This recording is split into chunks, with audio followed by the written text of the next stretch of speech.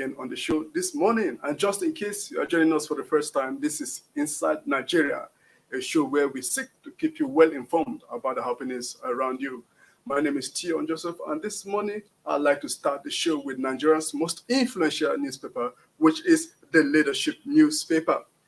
On Leadership this morning, the major story says another transition begins tomorrow as INEC lifts ban on campaigns. We can see details on the story on page 4. Moving down there, the first bullet says electoral body NBC declare hate speech, abusive slogans, no-go areas. The next bullet says APC launches electioneering with prayers, peace walk, Wednesday. Our next bullet there says article names Saraki Anyim Oyinlola Secondus, special envoy, special and technical advisors. Next bullet says Tinubu, Shetima, Wike, Otom, others in London. Next bullet on Leadership this morning says Kachuku asks Nigerians to reject bigger parties. And the very last bullet on Leadership this morning says Obi visits Obasanjo, IBB, Abdusalami, Emir of Kano.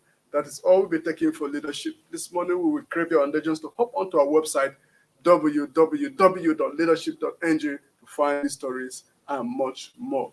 Let's move on to the next daily. And on my list, I have The Nation. And on The Nation this morning, the major story says, Akeredolu, no going back on plan to arm Amotekun corps. Moving down, the bullet says, weapons procurement will be backed by law. And lastly, on The Nation says, outfit needs tools to carry out its duties. That is all be taken on The Nation. Let's move briskly on to the next Nigerian daily. And on my list, I have the Punch newspaper.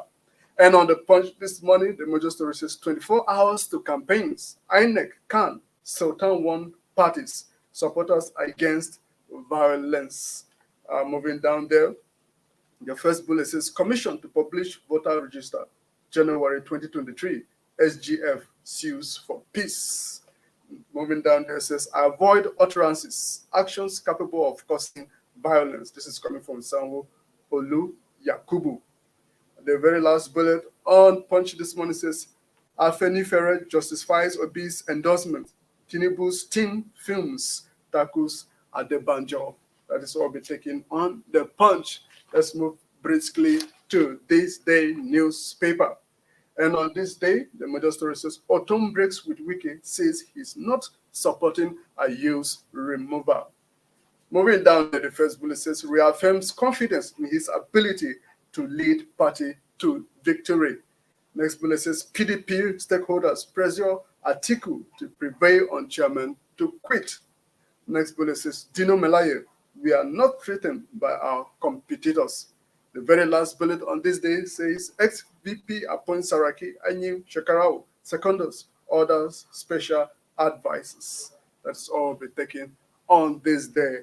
And now for the very last paper for this show before we hand over to Winifred says Vanguard. And on Vanguard, the major story is talking about 2023. Consider age, mental physical fitness of candidates. Northern elders, Catholics, their voters. Moving down there, the bullet says, our preferred presidential candidate must have mental, physical capacity, say Northern elders. Add they won't repeat 2015 mistake. The very last bullet on Vanguard this month says, Catholic laity asks Nigerians to consider age, health of candidates before voting. Thank you, ladies and gentlemen, for joining us. The show is just getting started because right here in the studio, we have Winifred Ogbebo to host the panel discussion with her guest Adefolarin Olamilekan. Please stay tuned for the next session. I am Tion Joseph, and I'll be back tomorrow 10 a.m. Please join us.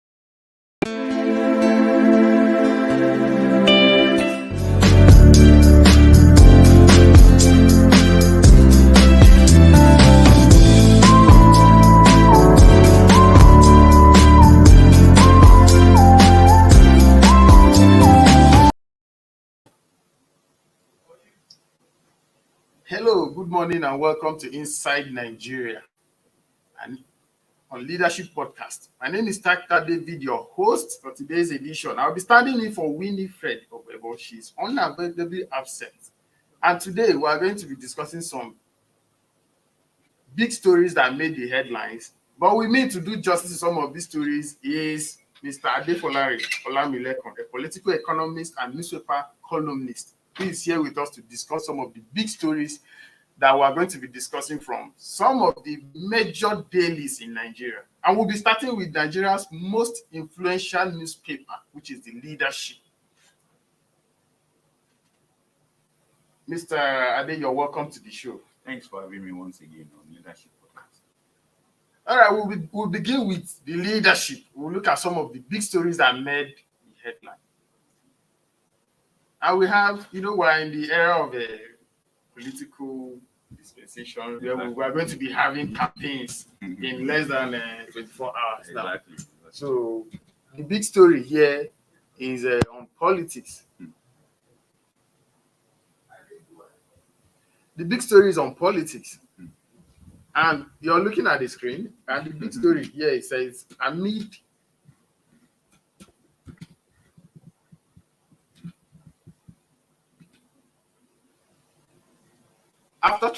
another transition begins tomorrow as INEC lifts ban on campaigns. And there are a lot of riders there.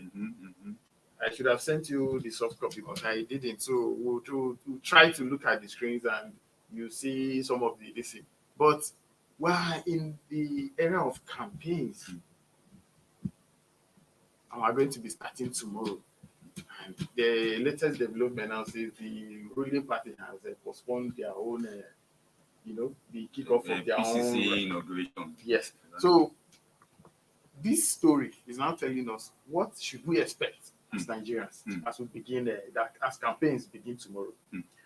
I think to respond to this news, when I saw major headline this morning, it was to say, okay, that celebration time politically has started, because I see it as celebration time, I see it as fun time, and I see it as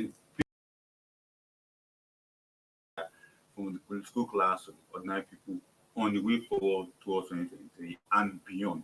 And transition is another opportunity for Nigerians to begin to think right on the next set of people who are going to occupy the power seat at the federal level and the state level, as well as although local government level inclusive. So it's an opportunity for Nigerians to think inwardly and be able to look at, okay, as the election comes, which kind form of campaign are we going to go into? Because the key thing from the INEC perspective on this election timetable or election campaign period that is starting from 12 midnight today, tomorrow morning, is what form of campaign will the politician engage in themselves? And talking about that, there's a rider here that says electoral body NBC declares hate speech, abusive slogans, no-go area. Exactly. That's one of the riders. APC launches electioneering with prayers, peace walk Wednesday. That's one of the riders. Atiku names Saraki Anyi Oyinlola second special envoy.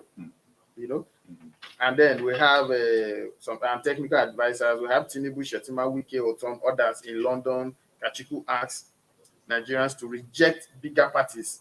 Obi visits Obasanjo, IBB, Abdul Salam.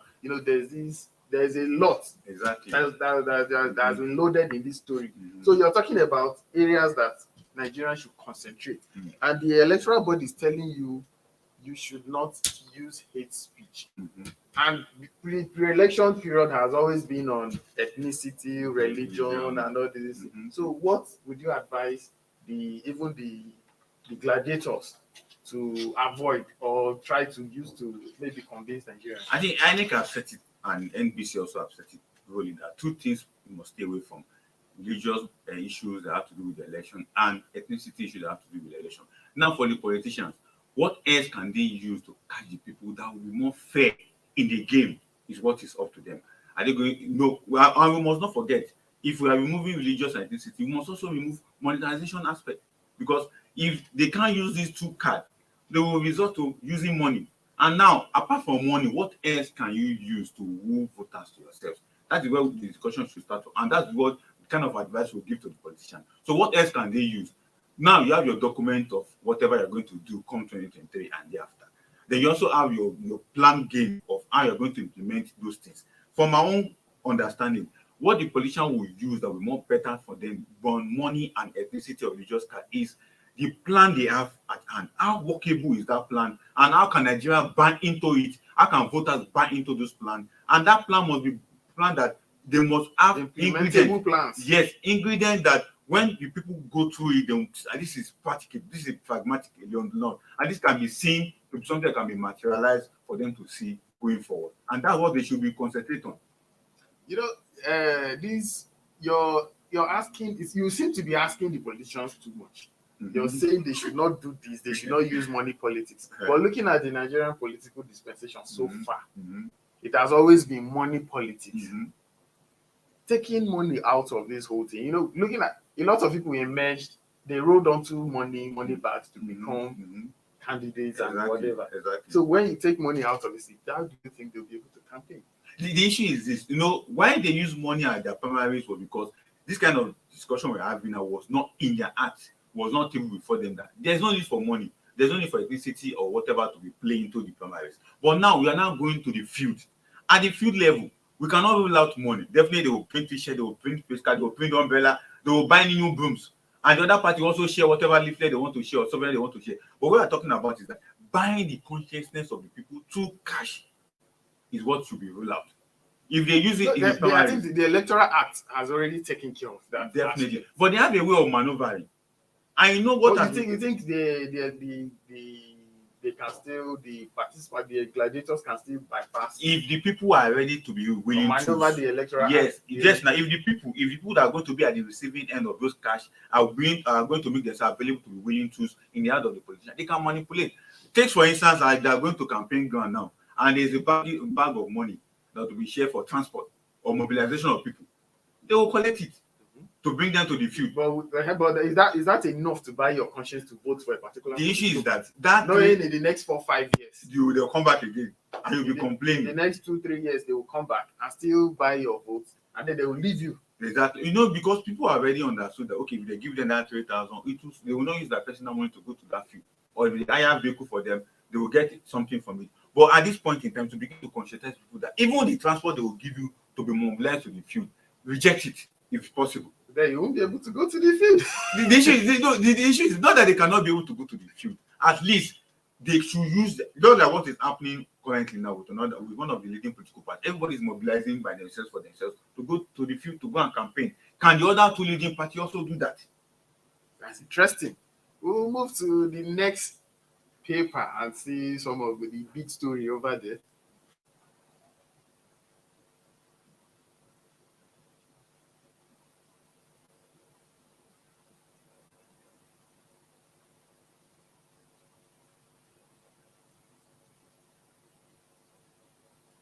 Next paper. Yes. There's an interesting side to this particular paper. Exactly. I'm looking at Vanguard, and the leading story here is the same politics. I know today is all about politics. Exactly. So this one is saying 2023, consider age, mental, physical fitness of candidates. Northern elders, Catholics tell voters. That's an interesting side. Then there's a rider. Our preferred presidential candidate must have mental, physical capacity, says Northern elders. And then they've added to it, they won't repeat 2015 mistake. The Catholic laity asks Nigerians to consider age, health of candidates before voting.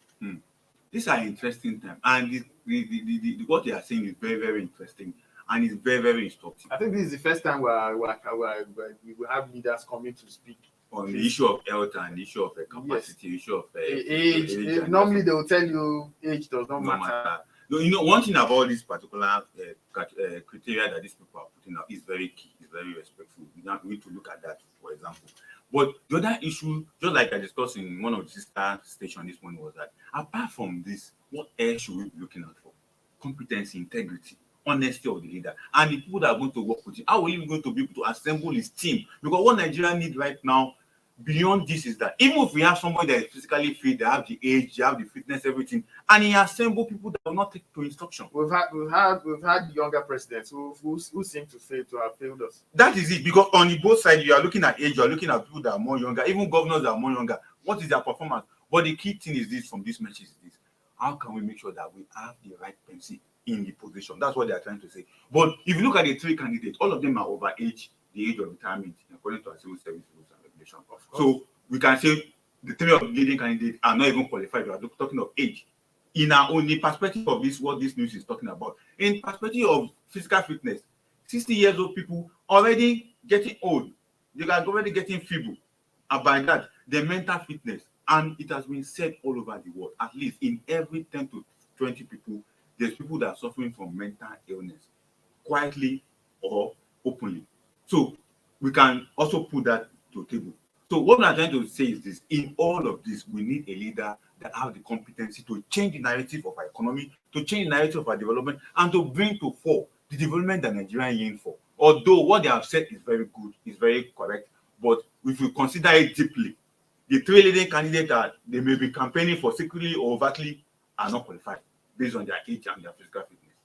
Should we even be looking at age when we are talking about elections? Because I think you've said it all, that we should be looking at the antecedents, the integrity, what the person has done before, the blueprint.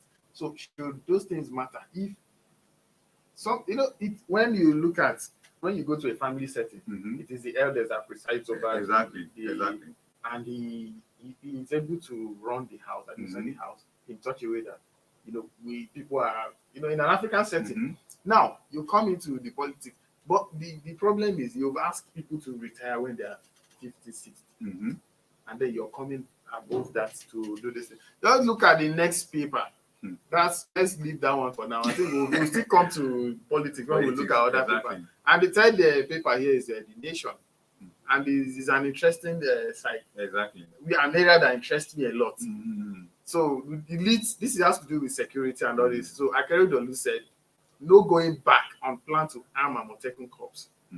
Weapons procurement will be backed by a law. That's one of the riders. To this is this, over the years of clamoring for the state police and the western region, the Lagos, the Oyo, the Osun, the Ekiti, think wisely on their part and establish Amotekun corps with the state legislative backing it up with law. Although they still need the federal support, especially with ammunition that has become a controversy. If you have heard from the office of the NSA, if you have heard from the office of the Chief Justice, Minister of Justice, you have been hearing controversial statements concerning arm of this particular group of corps in the southwest as we speak. But they are going all the way. Akeredolu is going all the way to make sure that this is done properly for his state and for his people. And you cannot take it away because of the insecurity in that particular region, and which is very, very key. Is it just that particular region? We've had insecurity spread across almost every state in Nigeria. Exactly. And the argument most times the advance is the fact that I've been to the northeast and I've seen civilian jet fighting alongside the military. Exactly. So you've come here and you're saying these other parts, these other states cannot have this kind of outfit to protect their own people. And we have forests there. There's nobody that knows your environment more than you. Exactly. So, but I'm glad he's looking at the legal aspect of it. But before I get some of your thoughts on that, we'll go on a short break. And when we return, we'll continue and look at two other papers.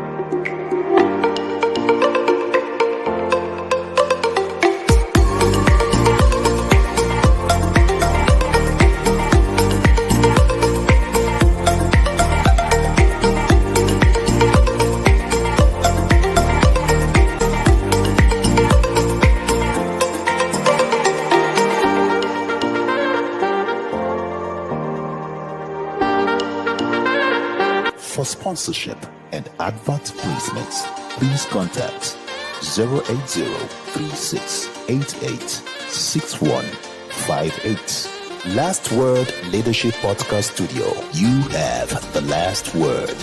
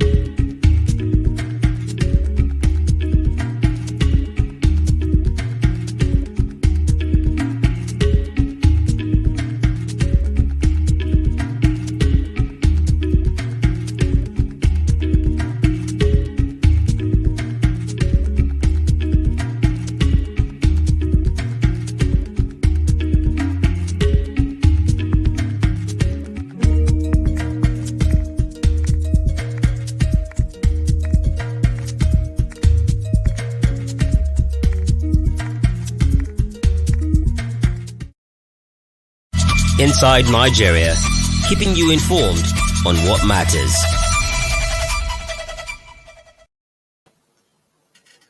You're welcome back to Inside Nigeria on Leadership Podcast. And with me in the studio today is Mr. Adefolari Olamilekan, the political economist and newspaper columnist. And together we're trying to do justice to some of the biggest stories that made the headlines. And together we're trying to give you reasons and give you direction how as the elections begin, you can go about it. And we're moving to the next big story on the Punch. And the story here is the story here: 24 hours to campaigns. INEC can Sultan one party's supporters against violence, which is very critical. Then there's a rider here. One of the riders commissioned to publish voter register January 2023. SGF sues for peace. The second rider: avoid utterances, actions capable of causing violence. Sanwo-Olu Yakubu. Afenifere justifies Obi's endorsement. Tinubu's team fumes, tackles Adebanjo. This is a lot loaded in one banner headline that we can understand. But one thing I will quickly take away from this is that everybody is calling for a peaceful election in 2023. That's number one. Then INEC publishing voter registration by January 2023 is key in a sense that people must know who and who is on the list to vote, which is very, very practical. I know major of the CSO in that INEC side will always talk about this because it's very key to the election that we are going to conduct in 2023.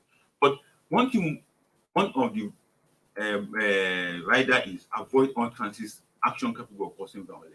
Everybody knows that election in Nigeria is always tilted towards violence. So how can we avoid that? Is the key message that we must not take away from this particular issue that is arising on today. But have we even given it a thought? Why violence? Why should we resort to violence? Because if we can get justice. the issue is this, because in the minds of the politicians, it is zero-sum game. Winner takes it all. So Should it be that way? that is not how it's supposed to be. But because of their mindset on it, if I don't get it in this way, I must cause problem. And if they go to the court, But we have a government that can actually deal with people who are trying to cause problems. then you know when the dealing starts, it may be regarded as political dealing in a sense. It could be regarded as witch hunting. So why don't we just stop it from getting to that level? I think that is what the message is passing. But the other rider that looks so so dramatic or in the news is Afenifere endorsement of Obi, which the Tinubu camp is not taking lightly. But for me, my message to the Tinubu camp is this: how many voters can Afenifere woo for Obi? I think that should be their concern. They should not be tackling. Okay, so okay, what is Afenifere to you? Afenifere has been speaking on behalf of Yorubas for a long time, which I'm a Yoruba person. But he lost his ground at the minds of Senator, the leading father of Adesanya. When Adesanya died, Afenifere, it's like they took Afenifere's spirit along with him. The rest of the people that have been controlling Afenifere have been controlling for their own benefit. It doesn't be for the collective interest of the Yoruba interest. That's why they have different factions at the end of the day. So for Adebayo, which even Afenifere, the renewed group of Afenifere have come out to say Adebayo is not speaking, Adebanjo is not speaking for them. He's only speaking for a selected few in the Afenifere group that he belongs to. So you can see the drama that is coming out. The house is divided. It's divided. So against itself. So Tinubu camp should just look at the larger picture of what they can get, not someone that can maybe put higher 10, 20 votes to be. What about the larger Yoruba group that you can work with? But but talking about him being from a factional, whatever the message he is preaching, does it make sense to you? It's politics. At the end of the day, maybe also negotiating at the seat of power. If Obi becomes president of Nigeria, the majority will be recognized. Forget all this noise about individuals who are supporting one politician. So it's all about the socio-cultural groups have lost touch with the people. Definitely, they can't even get it back. I made mention. I said, at the demise of Adesanya, the leading factor of Afenifere, when he died, it's like took the spirit of Afenifere with him. The rest that was happening were more like people who go and settle with one politician and begin to speak on his behalf directly or indirectly, and just like what we are having now. You can see the other group of Afenifere, they are like tilting to Tinubu's side, where this one is tilting to Obi's side. So you can see how it has been divided. So for me, the message is that why don't you just go to the field and campaign and see how many votes you can get from your people, not tackling someone that is maybe speaking for himself as in regards to when if candidate win, what will he get at the end of the day? All right, we've heard your thoughts. That is your own take. That is my own. And I'm not just saying, I'm saying it from the political economy of Nigeria. How politics is being run in Nigeria. From the political economy angle. That is, I'm using a lens of political economy to analyze each actors that we are seeing, either government, state actors or non-state actors. What they are doing at this point in time is about the political economy of their own interest. That's what they are planning. And that's what we should not be thinking about ourselves. Exactly. We should be talking about collective interest of the nation. So that's quite we should not really be thinking about who will emerge president that will benefit an individual. We should be thinking about who will emerge president and take this country forward. Exactly. We have a lot of issues. When 2015, in fact, a lot of persons predicted that Nigeria will not even survive the violence that will come, but we never had. So all these swoons that we're having for peace and everything, I think Nigerians were peace-loving people. Exactly. No matter what people say, it's just politicians that sometimes just use rhetorics to just divide the people against themselves. You know one good thing, this kind of group, why don't you just remain neutral in the electoral process? Okay. That would have been best for them. So as elections begin, what is your message to electorates My As message the is campaign starts in less than 24 hours. 24 hours. The first thing is INEC have told us that by January they're going to publish the voter registration, which is very key to the election, because if your name is not on that list, you can't vote. So we expect INEC to publish a rich names of Nigerians who are comprehensive one for that matter. Then two, we must avoid every cause of violence, either by hate speech, either by writing, either by speaking, either by including analysts like us that feature on TV or radio. We must avoid those hate speech. We must be neutral in our analysis of the coming election so that we can have a better Nigeria. Because for me, after 2023 election, I want to see an economy that is buoyant. I want to see a naira that can be exchanged to dollar for 300 or 200 naira. That's what I'm looking at. You're not even thinking about naira for a dollar.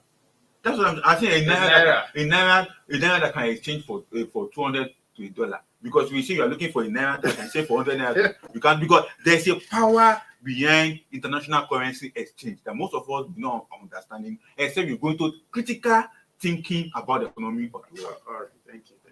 All right, as the campaigns begin, from me to the electorate, examine your candidates, choose the best for the future of your children, participate actively, don't expect money today. That money should come tomorrow.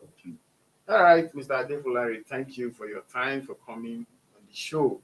Thanks for having me always on the show. All right, viewers, that is the much you can take on today's edition of Inside Nigeria. Please keep a date with us tomorrow. We'll be right back with more exciting edition. Thank you for your